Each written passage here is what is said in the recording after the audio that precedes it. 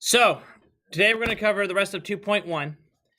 You should have taped this in at the top right here so that you can take this and flip it up like this and get behind the nice clean page behind it. We're going to fill all this in. So, behind the little foldable, as I just instructed, you're going to be putting down the following. You're going to draw an image real quick of a trapezoid. I'd make them really, really wide. We need like a foldable Trapezoid really wide. All right?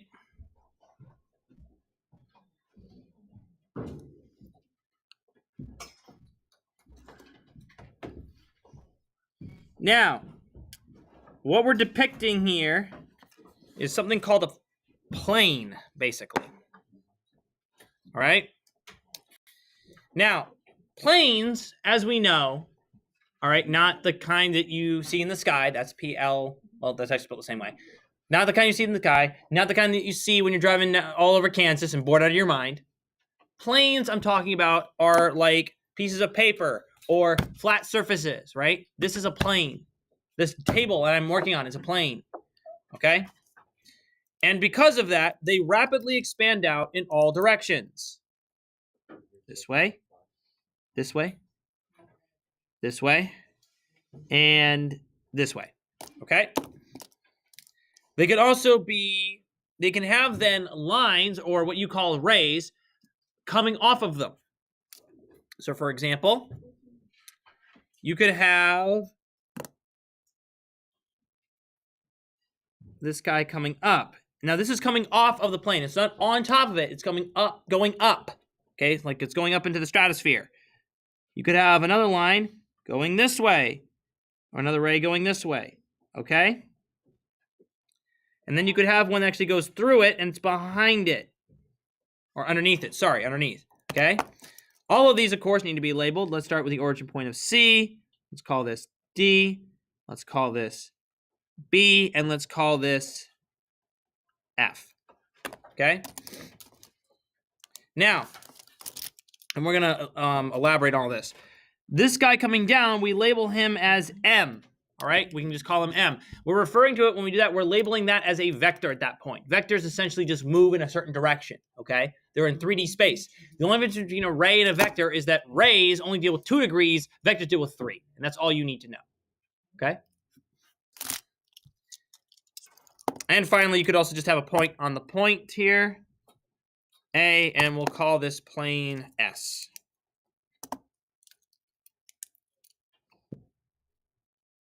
Okay, so take your time to draw that figure out. And we're going to start labeling over here some terminology. All right, anybody have any questions? I know we just threw a lot at you. I'm also recording this, so actually, if I can get the questions between the pause sessions, it'd be great. Just a little bit more detail here. So, do you have a physical representation? A piece of paper is the best example of a plane because it's flat and it's thin. This is a plane. Of course, I'm not holding the shape. Let me use this file folder. Here, we got a plane. This is a plane, right? This is a ray or a vector coming off of it. Here's one that's flat on top of it. Here's one, I'll do a side view, going through it. All right, does everybody see what's going on here? Okay, we're not gonna do any algebra with these things. Trust me, that's legit calculus. I'm just showing you guys the fundamentals of the language because we're gonna be using the language for other problems, okay?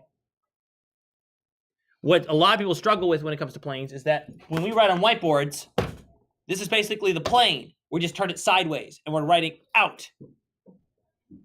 That's like the hardest thing to grasp in concept, especially when you start messing with vectors coming off these things, and it's a nightmare because drawing on a 2-degree surface with a 3D image is an absolute nightmare. If anyone's ever drawn 3-dimensional figures, you'll know what I'm talking about. We're gonna draw a cube later. You're gonna see why. Okay, we good? All right. So first off, plane, P-L-A-N-E. Okay. Oops. Come here. Is a 2-dimensional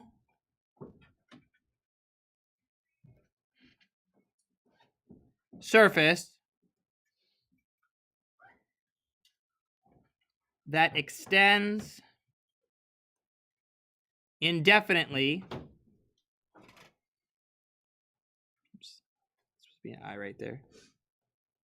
Definitely in all directions. In the XY plane.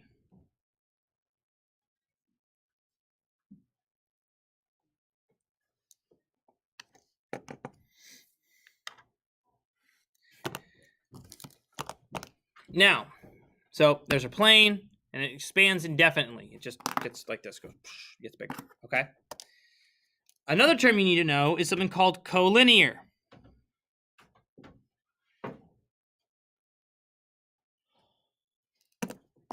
Okay, which is points on the same line.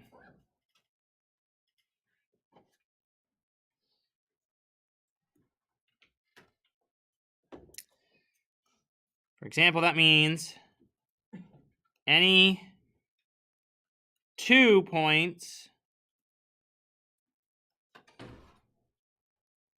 are collinear, like so. Okay. Such as B, C, and D are collinear. Okay? Yep, I will. I'm not going anywhere, don't worry. I'm not done. All right. An example of some of those lines, for example, would be segment AB, BC, AC, and BD. Okay, as well as CF. Oh, wait, my bad. I don't want to comma there. Now, yeah, so there, and then CF.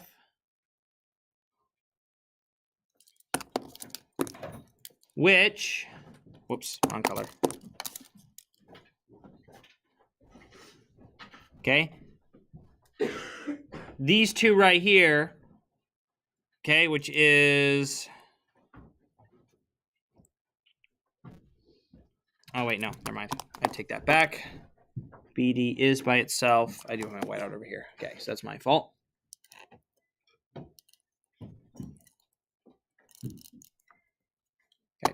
so what I meant to say there was, yes, BC is another segment.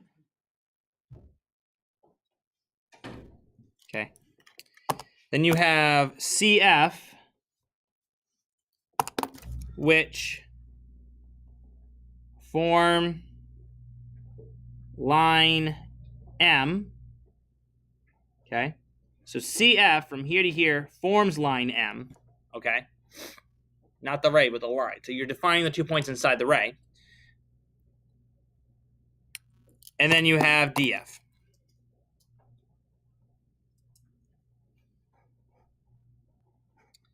And finally,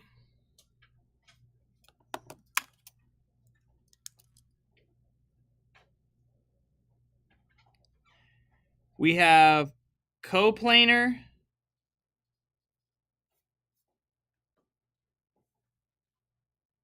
and non-collinear.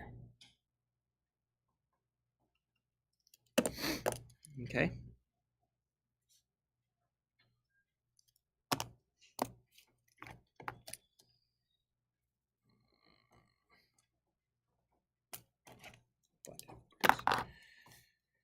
Okay. Non-collinear are points not on the same line.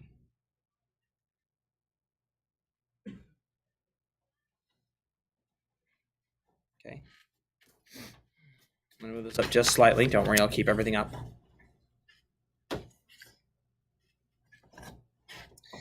Coplanar, on the other hand, are points on the same plane, and that's all you need to know about that. Now, something to keep in mind with coplanar. Any 3 points are coplanar.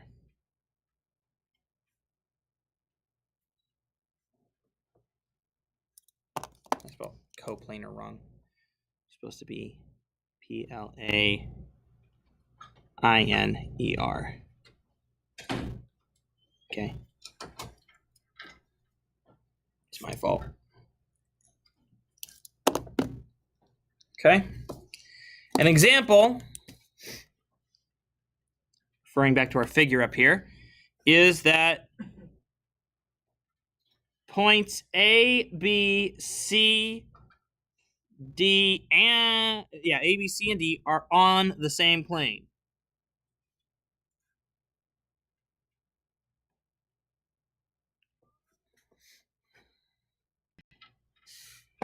Now, moving right along. Of course, you need to know how to create a plane.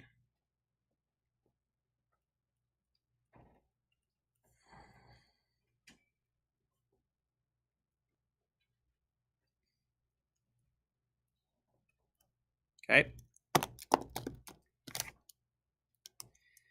So, firstly, how do you do it? Any 3 non-linear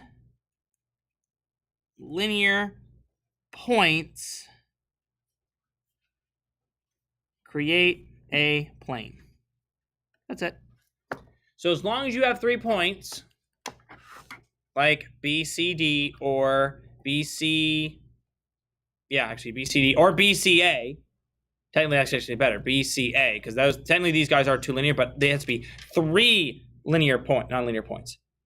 Okay, so technically that kind of works. But basically, as long as you have 3 points on a plane, it makes it. That's like the bare minimum requirement. If you have 3 points on an array, that technically works, but it's a little less defined in terms of being beyond a reasonable doubt. That's what I was trying to say. Okay. For example,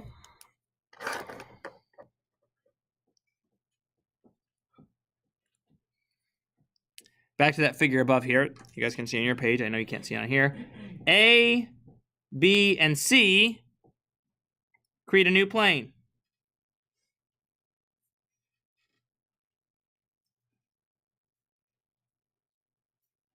Okay, those 3 points do, as I just said.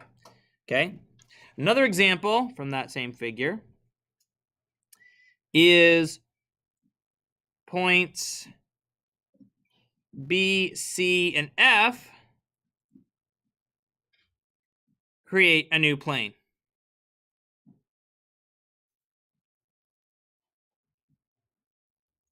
Which is strange because F is actually at the underneath it. It doesn't necessarily have to be on there. It just has to be 3 random points. Then you define essentially where the plane is going to land in terms of what's it going to be with F, and the other points are up above it in space, or are the other points are 2 of the points on the plane, the points below it, are 2 points below it, and the 1 plane's on the top. Okay, it can shift. Depends on where you define the origin, basically, of that plane's existence. All right. Now, and lastly,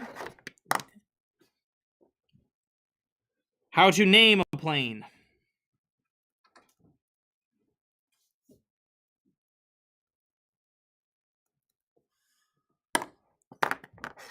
Okay, you name a plane. You use the capital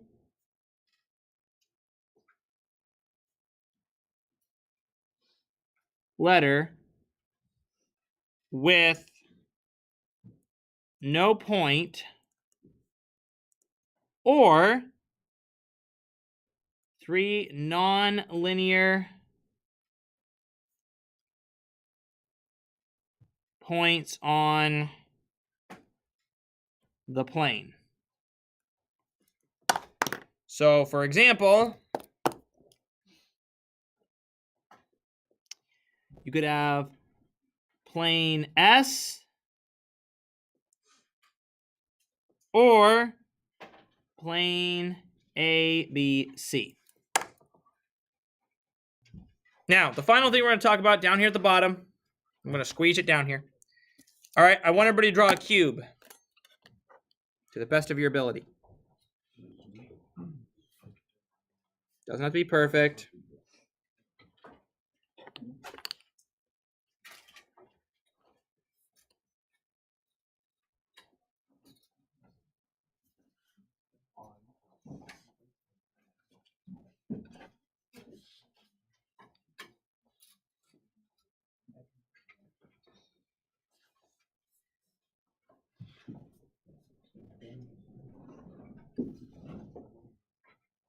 Now, a tip while I finish drawing this up is if you ever want to hone your mastery of drawing geometric shapes, then I highly recommend drawing 3D shapes because they're actually really good at teaching you basic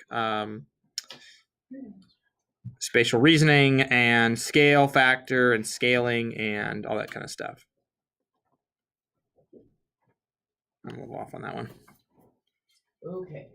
I think my cube is the best. All right, so we got a cube. There's our tesseract. Hey, infinite power. Okay, now we're going to talk about something very specific. We are going to talk about, we're going to talk about skew lines. Okay. Now, what skew line state is the following? Don't even look at the phone. Okay. In 3 dimensions,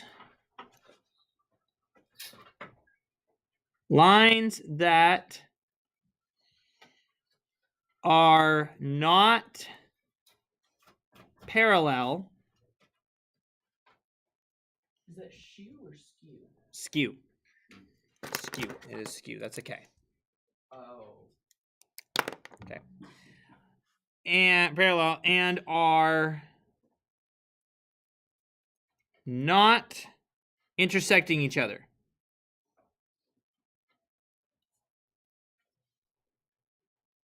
Okay. So, for example, looking at AE. I forgot to label this guy up. Hold on. And you will need to label the cube. I'm going to call this A, B, C, and D. I call this H and G. Call this F and call this E. Now, the segment AE is skewed to the following. Remember, you're not looking, they can't be in parallel and they can't connect. Which means FG is a valid option, GH is a valid option, DC is a valid option, and BC is a valid option. So we list out those.